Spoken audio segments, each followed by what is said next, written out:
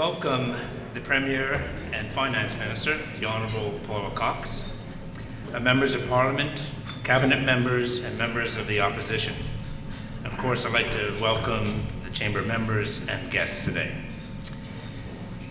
Like previous years, the upcoming year no less challenging. And I really hope, we hope, that this year's forum is going to be both enlightening and informative.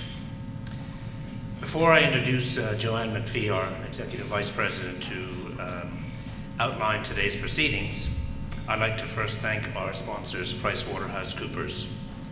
Thank you very much, and all of you for attending.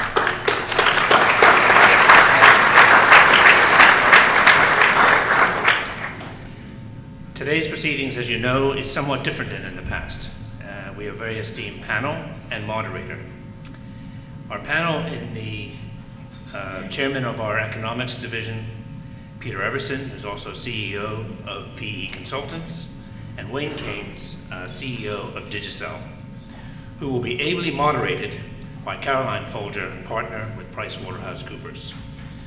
So I hope you enjoy today's proceedings, and I introduce to you Joanne McPhee.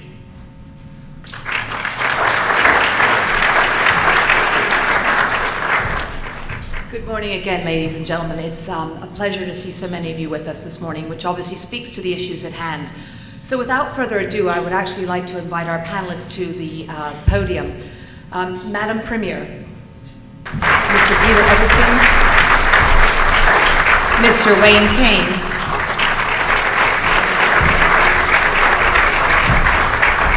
and in just one moment, our moderator, Ms. Caroline Folger from PwC. As you know, this will be a panel discussion. What Ms. Folger will do is introduce your panelists. They will each have an opportunity to speak on matters arising from the budget, and then Ms. Folger will conduct a Q&A with questions hopefully you have provided from the floor. So without further ado, may I please introduce our moderator, Ms. Caroline Folger.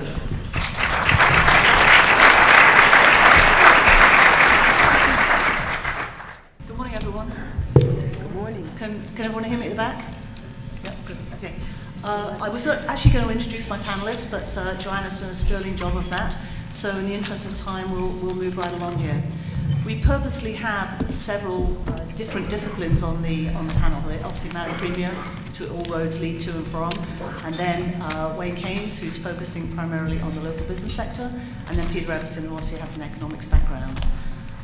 So let me just make a few of my opening remarks, and then I will pass along to our panelists one by one for a couple of minutes, and then we'll turn to the questions.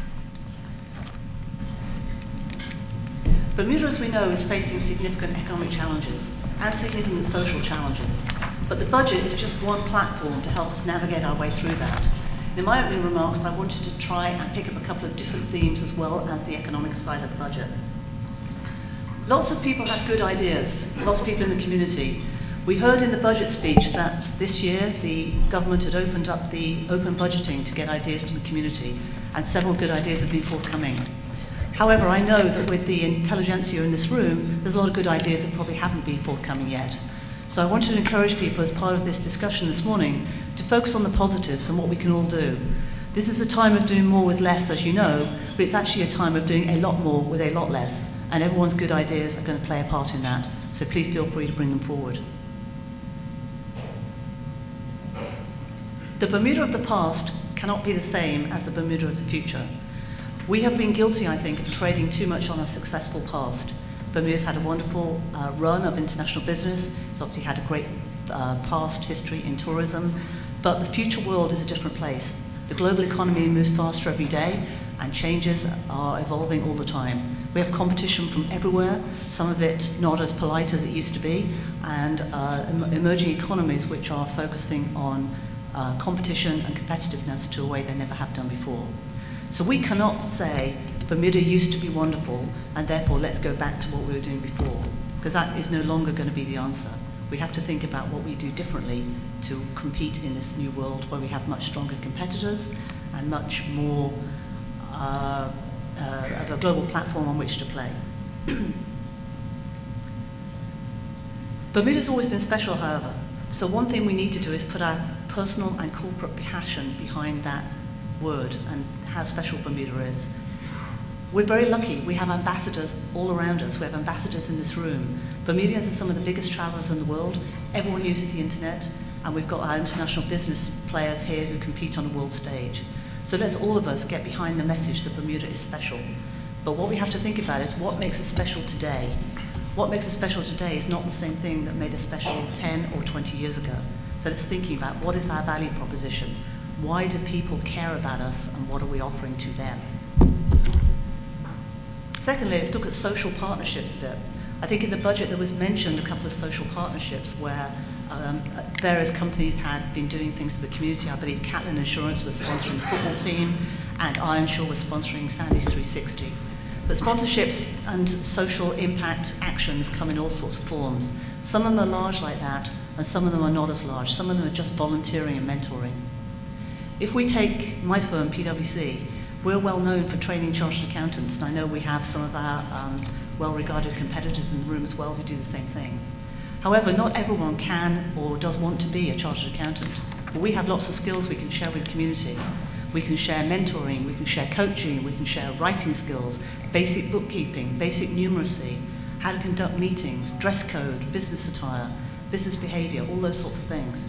And until now, we haven't had a big push at actually sharing those things with the community. But we plan to be doing more of that. And I encourage all of you in the room who have talents to think about how you can share your talents with the broader community. Finally, let's look at something that was in the budget, and I'll just go with an example here. There was a lot of discussion about the impact of tax changes on seniors, some of which I think most of us in the room would welcome and think are well deserved. However, we have a lot of seniors in Bermuda, and this is purely an example, so forgive me. We have a lot of seniors in Bermuda who really need our social and financial help. They've worked very hard for Bermuda, and now it's time for Bermuda to work very hard for them. But there are others amongst us, seniors or not, who actually are fortunate enough to be financially secure, and therefore we don't need the help that governments have traditionally provided. So as we're seeing in the UK and the US, if you don't need the tax breaks or the allowances or the assistance that you'd be getting from the government, then think about donating it back. Think about letting someone else who needs it more than you have it. We've seen a lot of debate about this in the UK around the winter heating allowance, which is non-means tested. So we've got a lot of rich seniors receiving that, and they're donating it back to people who need it a lot more. So that's just one example, but I would encourage all of us to think about which ways we can help our community, which may be small ways, but they would make a big difference to individuals. I'm sure you may think some of those are good ideas, you may think they're bad ideas, but the good news is they're ideas. And I know there's a lot more in the room here. So what I'd ask you to do, please, is share them, bring them forward, and find a way in which we can all make Bermuda what it needs to be and a successful place for everyone to live. I'm now going to move across to our first panelist to give a few remarks, Mr. Wayne Keynes. Thank you. Good morning, everyone. Good morning, Madam Premier, fellow panelists. Took the opportunity to have some discussion with my fellow colleagues in the chamber, and what I've done is I've intertwined some of the concerns that they had with some of the thoughts that I had with reference to the direction that Bermuda should go. And I crave your indulgence as I just share with you for about 2 minutes my thoughts on the direction that we should consider together. Before I start, I think it's important that I heard someone use in the last 3 days the terminology called Bermuda Inc. I'm one of these people that are a bit idealistic, and I believe that oftentimes we point our finger directly and squarely at the Bermuda government. I think this is an opportunity when we look at the world, the way the global economic climate is, that we look at an opportunity for us to continue as a private sector and the government sector to work together. And I use those words very clearly. It is an opportunity for us to work together, to look at some ways of working harmoniously to develop and move our country forward. The absence of the increase in general taxation has been well received by chamber members. Our restaurant, hotel, and retail members are also pleased to note that there is a much needed payroll tax relief, and it has been extended. Similarly, many retailers are cautiously optimistic about the decision to harmonize a taxation rate of 25%. In the view of the Economics Advisory Committee, this decision corrects a long-standing anomaly and brings Bermuda into line with internationally accepted tax practices. Government spending. The government is planning to spend $1,081,700,000 while projecting a revenue of $909,634,000, which leaves a shortfall of $172,100,000. The minister plans to make up the shortfall in 2012, 2013, and carried over the $60 million shortfall from 2011, 2012. And this was articulated by raising money through a bond issue, not paying $31 million into the superannuation fund, and withdrawing $50 million from the sinking fund. The combination of these actions will provide the money needed to fund the big gap. It must be noted that as of March 31st, 2011, the government's revenue deficit stood at $254 million. Even with borrowing from the sinking fund and the pension plan, the government will be short $172 million in 2013. This and will need a viable means of repayment.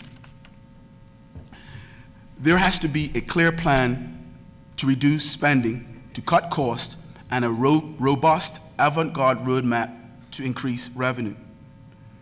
There must be a refocused, lean civil service. Cutting jobs through attrition will not be enough. There must be a cut in pay as discussed for civil servants and MPs. I know that talk of cutting jobs and salaries in the civil service is not easy and is never popular, but the fiscal times in which we live call for such measures. It must be clear that any plan to cut jobs and reduce salaries should only be articulated with a clear plan for the future. Our people need hope. If we are to create revenue, we must consider some out-of-the-box solutions, such as privatizing our LFW airport and the ancillary services, privatizing the ferry services. And I'm not speaking about the selling off of Bermuda, but we must consider long-term leases for small uninhabited islands. We must move hastily into the satellite orbital spots. There are potential revenue and admin fees from the satellite spots, from the orbital spots. There must be an immediate redevelopment of the hotel industry. We have major developments at Morgan's Point, St. Regis in the city of Hamilton, and the Bazarian development in St. George. These developments must commence post-haste. They will, in the short term, they will create jobs in the construction industry, and in the long term, the hotels will create many jobs for young Bermudians in the tourism industry. Bermudians must be given the opportunity not just to enter as a busboy, but that same busboy must have the opportunity to matriculate and become the general manager. Having said that, Bermudians must be hungry for success and do all that is necessary to reach the next level with their professional and personal deportment. International business. We must do that which is necessary to ensure that that international companies incorporate and domicile their businesses in Bermuda. As much as Bermudians have a love-hate with the expatriate worker, we are realizing with the exodus that many of us are having difficulty making our mortgage repayments due to the empty apartments in Bermuda. There must be a realignment and a symbiotic relationship between the Bermudian and the expatriate worker. Government must continue to develop and draw on the strategic partnerships and the wealth of the resource of ABIC, and organizations like Business Bermuda in order for Bermuda to regain its pole position as it relates to international business. There must be a balance in immigration. There is a need to give Bermudian jobs in some of the industries, and we have to encourage our young people through education, through the desire, through the job, through just pure sheer will to take on these jobs. There has to be a balance because sometimes there are moratoriums and there are many Bermudians that do not want to do certain jobs. And in our private times and in our private spheres, we have to encourage them to do what it takes to take on the necessary jobs.